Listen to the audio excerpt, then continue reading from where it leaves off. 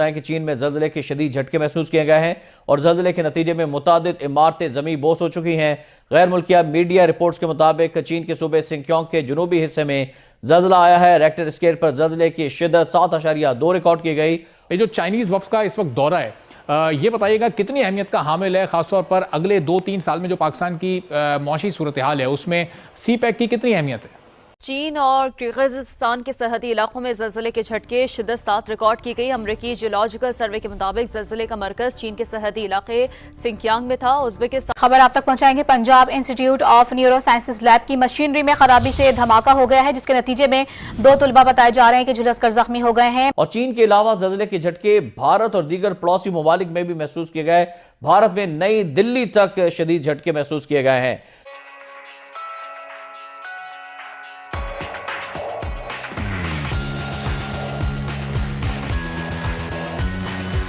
زلزلے کا مرکز ووشی کاؤنٹی جو کہ چین میں ہے اس کے 22 کلومیٹر گہرائی میں تھا، جس کی وجہ سے زلزلے کی شدت بہت زیادہ تھی اور زلزلے کی وجہ سے عمارتیں لرز اٹھیں، لوگ خوفزدہ ہو کر گھروں سے باہر نکل آئے، مکانات اور مویشیوں کے باڑے گر گئے، جس کے باعث کئی افراد زخمی ہو چکے ہیں۔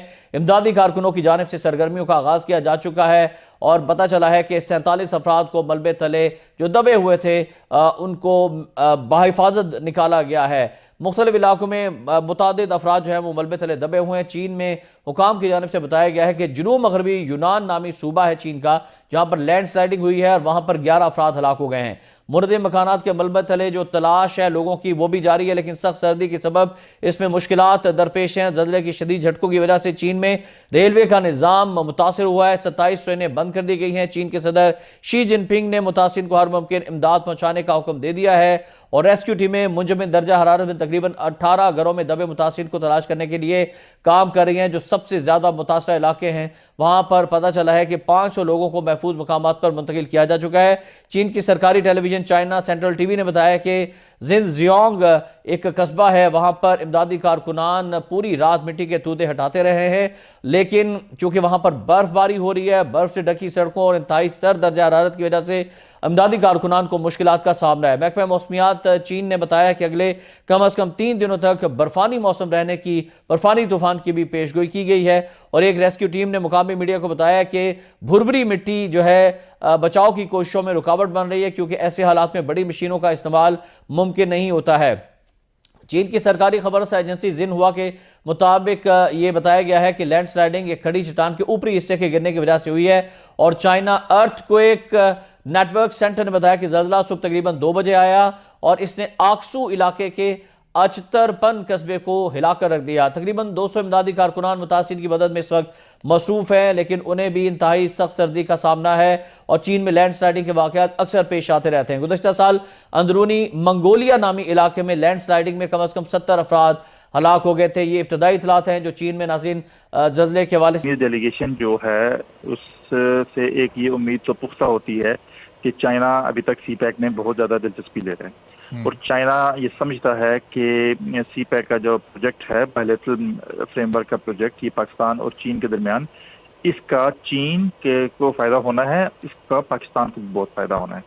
تو دونوں ملک ون پیج پہ ہیں سی پیک کے اوپر، یہ بھی واضح ہوتا ہے۔ دوسرا یہ کہ اس وقت جس طرح کے معاشی حالات سے ہم گزر رہے ہیں اور جس طرح کا سی پیک کے اوپر بہت ساری ایک پروپیگنڈا کیا جا رہا ہے، سی پیک کو ایز اے پروجیکٹ انڈرمائن کیا جا رہا ہے، اس صورتحال میں یہ دورہ بہت امپورٹنٹ سمجھتا ہوں میں۔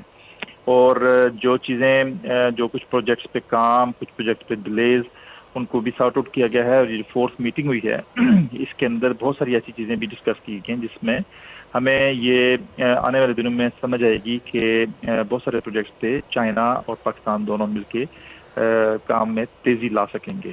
تو یہ میں اس سے بڑا پر امید ہوں اور بہت سینئر لیول ڈیلیگیشن تھا یہ، اور ان کا یہاں پہ قیام کے دوران بہت سارے متعدد ایکٹیویٹیز ہوئیں جن میں انہوں نے سی پیک پہ خصوصی طور پہ اس کے جو پروجیکٹس کو ریویو کیا اور بہت سارے۔ ڈاکٹر صاحب، اب یہ پاکستان میں جو بھی حکومت ہوتی ہے اس پر اس وقت کی اپوزیشن یہ الزام لگاتی ہے کہ وہ سی پیک کو سلو کر رہی ہے، ماضی کی حکومت پر بھی یہ الزام لگا۔ اب یہ اس سینیریو کو دیکھتے ہوئے اگلی حکومت کی کیا پالیسی ہونی چاہیے؟ کیا واقعی انٹینشنلی ایسا کیا جاتا ہے؟ اس پر آپ کی کیا رائے؟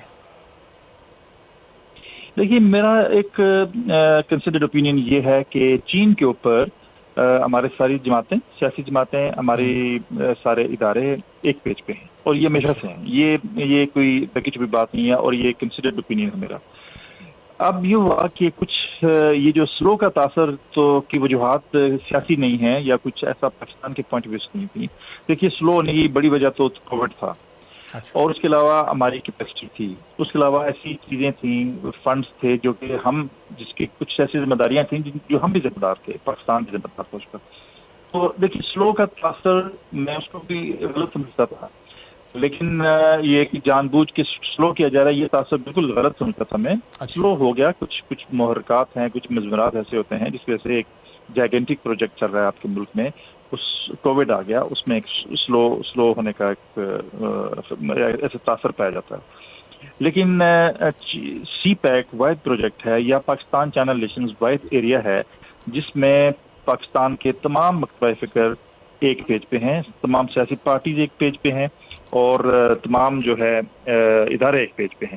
آنے والی حکومت کی ترجیح میرے خیال میں سی پیک بہت حد تک میرے خیال میں جو کام ترجیحی بنیادوں میں کیے جانے چاہیے ایک سی پیک بھی ہوگا، کیونکہ سی پیک سے جو میں ہمیشہ کہتا ہوں سی پیک ہماری امیدوں کا مرکز ہونا چاہیے. سی پیک ہمارے لیے بہت سی معاشی اپرچونیٹیز پیدا کرنے کا اس کے اندر صلاحیت ہے.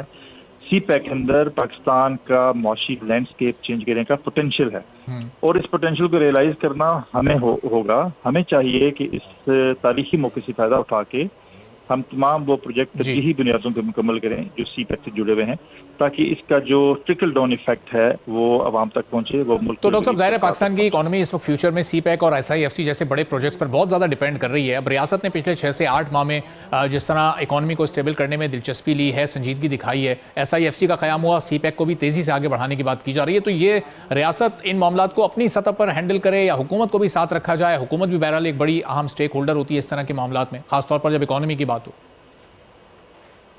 جی ایسے ہی ہے. دیکھیے SIFC is a good step, CPEC authority was a good step. دیکھیے جو معیار لیے جاتے ہیں کسی بھی بڑے پروجیکٹ میں یا کسی بھی بڑے ریلیشن شپ میں اس کو چائے ٹکنے کے لیے یا کسی بھی معاشی نوعیت کے پروجیکٹ کے بارے میں، وہ اس لیے لیے جاتے ہیں کہ اس کو کامیاب کیا جائے، اس کے مختلف کوآرڈینیشن کیے جائیں، اس کے لیے فنڈس کے ارینج کیا جائے. یہ اس میں تو کوئی دو رائے نہیں ہے کہ یہ اس طرح کے ادارے اگر بن گئے ہیں ان کا مقصد یہ ہے کہ اس کو انویسٹمنٹ کو پروسیس کو انفلو کو تیز کرنا ہے، انویسٹمنٹ لانے کے لیے کچھ گارنٹیز کرنی ہے، کچھ ان کو انویسٹر کو ایک خاص کانفیڈنس دینا. یہ یہاں تک سے بات ٹھیک ہے، لیکن امپورٹنٹ یہ ہے کہ فیوچر میں جب ہم آگے جائیں گے، آگے بڑھیں گے تو ہمارے اور بھی ایسے کافی سارے ادارے ہیں جو انہی کاموں پہ مامور ہیں. تو میرا خیال یہ ہے کہ اس کو بھی بالکل کریں آپ، لیکن یہ کہ جو موجودہ ادارے ہیں جو ایگزسٹ کرتے ہیں ادارے آپ کے، ان کو مضبوط کیا جائے. لائک آپ بورڈ آف انویسٹمنٹ کو امپروو کیا جا سکتا ہے، اس کی ورکنگ کو امپروو کیا جا سکتا ہے. دیکھیے یہاں پہ پاکستان میں لوگ آ کے پوچھتے ہیں انویسٹمنٹس کی کیا اپرچونیٹیز ہیں، یہاں پہ کہاں انویسٹمنٹ کی جائے، تو لوگوں کو بتانے کو ہوتا نہیں ہے کہ یہ کہاں پہ انویسٹمنٹ کی جائے. تو میرے خیال میں ادارے ان کو بھی اچھے طریقے سے چلایا جائے اور جو پاکستان کے ایگزسٹنگ ادارے ہیں جو انہی کاموں کے لیے قیام ہوا تھا ان کو بھی فعال کیا جائے، ان کو متحرک کیا جائے اور ان اداروں کے تھرو بھی یہی والے کام کیے جائیں. اور میرے خیال میں اگر SIFC کوشش کر رہے ہیں تو وہ چونکہ ایک ادارہ ہے جس کا کام ہی انویسٹمنٹ مینیج کرنا ہے، تو اگر وہ بھی کرے اور باقی جو ایگزسٹنگ ادارے ہیں وہ بھی کریں تو یہ اچھا ہوگا. میرے خیال میں یہ بہت ہمارے کام کو سنتھسائز کرنا ہوگا، ہمیں ایک جوائنٹ اسٹریٹجی کرنی ہوگی اپنے سی پیک معاملات کے لیے اور سب نے مل کے ایفرٹ کرنی ہوگی. ون پیج کا مطلب یہی ہے کہ سارے لوگ سمجھتے ہیں کہ سی پیک امپورٹنٹ ہے تو سارے لوگوں کو مل کے کام کرنا چاہیے.